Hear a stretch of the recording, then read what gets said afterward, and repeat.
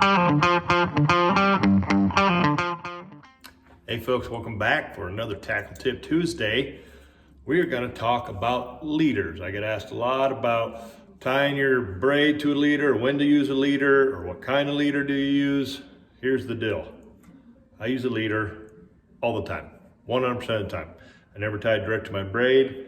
Why? Because I'm fishing around a lot of zebra mussels, a lot of pike, usually some structure, and I just have a lot of confidence in my leader material with the knot. Because if you use some of these smaller braids are awesome, and you can definitely get away with tying direct, but that knot could slip on you a little bit with such a thin diameter line. I got Seaguar Smackdown on here, 10 pound. And in this case, I don't know if you can see the knot right there. So that's an Alberto knot. We'll show that in a later episode here on how to tie that. But I'm running about 3 foot, a good 3 foot leader length. I don't think you can go too long, too short when you're talking about pitching a jig or casting a crank.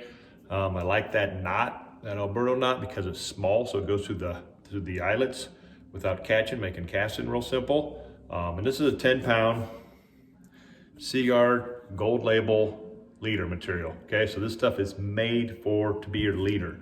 That's it. That's all I use. 10 pound, 8 pound on my jigging and rigging rods. We'll go 15, 20 pound leaders on the lead core. And on those, I'll usually go the length of the rod. 5 foot rod, I'll put a 5, a little bit longer, maybe 5 foot leader. My 12 foot rods, I'll put a 10, 12 foot leader on it.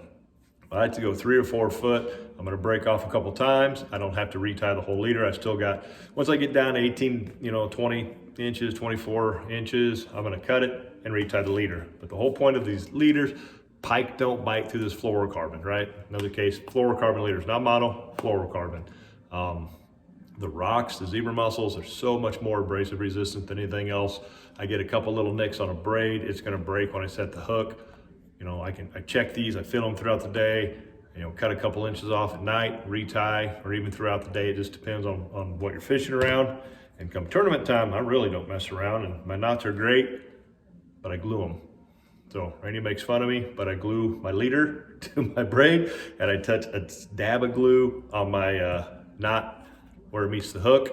I also sharpen the hooks every night, and I will dab a little glue on the hooks, the jig heads that have plastics on them, just to help keep it on there. I'm pretty sure it doesn't hurt nothing. Only thing it can do is help. So, but I've this Loctite, this blue bottle's been works really good with the moisture or the water, and it dries real fast. But always using leader material, 10 pound, 12, 15, 20, depends on what you're fishing around. If you're just pitching jigs for walleyes, a 10 pound should probably be, good enough. Jig and wrap, sometimes I'll up it a little bit just because you're so aggressive. And if you are hitting rocks and stuff, you're really gonna be, ripping through that and dinging it up a lot, especially like Devil's Lake and places like that that have a lot of structure. So Seaguar Gold Label, my Smackdown braid on my rods, 100% confident in my line. I've only had one fish ever break my line in a tournament. And I was using 8 pound, and I'm pretty sure it had a nick in the line, and I just didn't catch it. So got ready to net it, broke off because it wasn't that big a walleye. So other than that, we don't lose them at the boat. Keep them hooked up, good knots, good strength, check for nicks, and you'll be set. Just put a leader on. You're not gonna go wrong. It doesn't hurt nothing. So that's it for this Tackle Tip Tuesday.